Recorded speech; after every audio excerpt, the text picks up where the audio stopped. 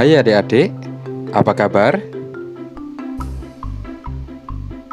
Ayo kita belajar bersama Kak Wahyu.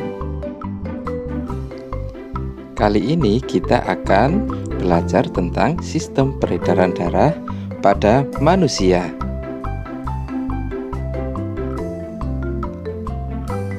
Apakah kalian pernah mengetahui bagaimanakah darah kita bisa mengalir ke seluruh tubuh? Ini semua berkat jantung kita yang selalu berdetak.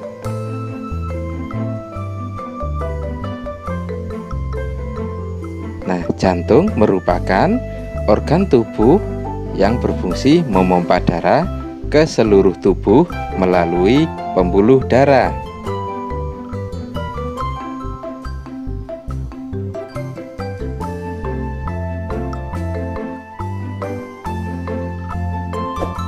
Perhatikan gambar berikut. Jantung kita terdiri dari serambi kanan, serambi kiri, bilik kanan, dan bilik kiri.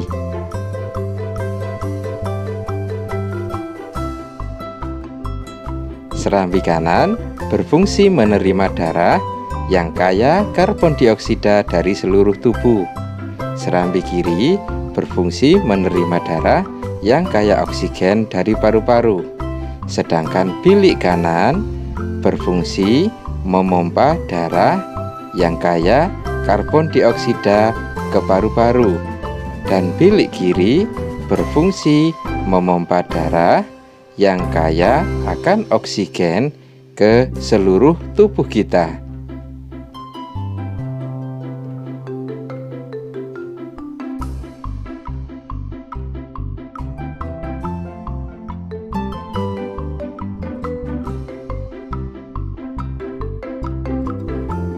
Darah sendiri berfungsi sangat penting bagi tubuh kita, yakni mengangkut dan mengedarkan oksigen serta sari-sari makanan ke seluruh tubuh.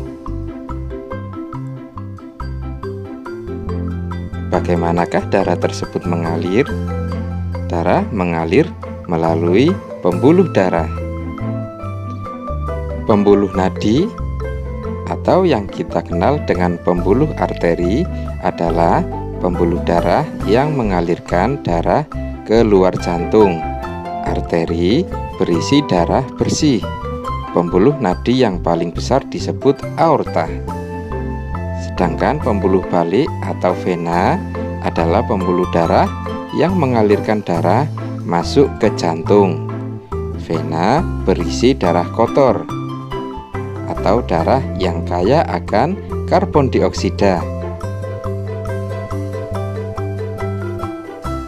Pembuluh kapiler merupakan bagian ujung dari pembuluh arteri dan vena sekaligus yang menghubungkannya.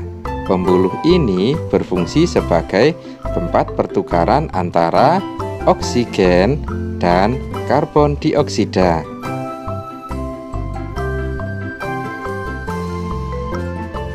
Proses peredaran darah manusia sendiri dibedakan menjadi dua, yaitu peredaran darah kecil yang mengalir dari jantung menuju ke paru-paru, kemudian kembali ke jantung. Sedangkan peredaran darah besar, yaitu peredaran darah dari jantung mengalir ke seluruh tubuh dan kembali ke jantung.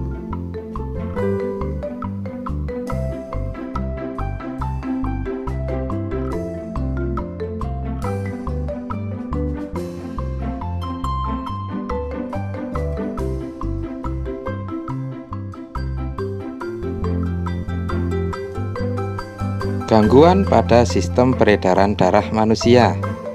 Yang pertama, anemia atau yang kita kenal dengan kekurangan darah. Hal ini disebabkan oleh kekurangan zat besi atau ada penyakit seperti kanker tulang. Kemudian hipertensi atau tekanan darah tinggi yang ditunjukkan dengan tingginya tekanan darah. Selanjutnya ada pelebaran pembuluh darah seperti ambeien atau wasir dan varises. Penyakit lainnya yaitu jantung koroner yang terjadi karena penumpukan kolesterol pada dinding pembuluh arteri koroner.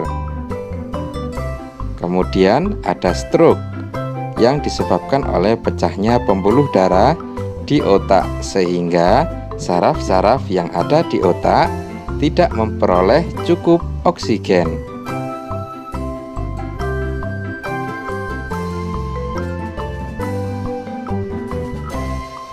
Sklerosis yaitu pengerasan pembuluh nadi atau arteri yang disebabkan oleh terbentuknya kerak keras di bagian dalam dinding pembuluh nadi.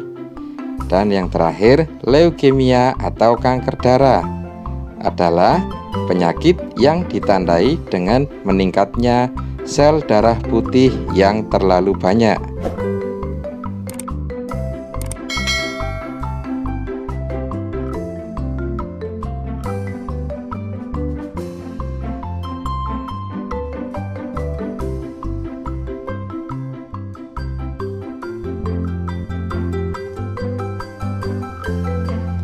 Nah, bagaimanakah cara menjaga sistem peredaran darah pada tubuh kita?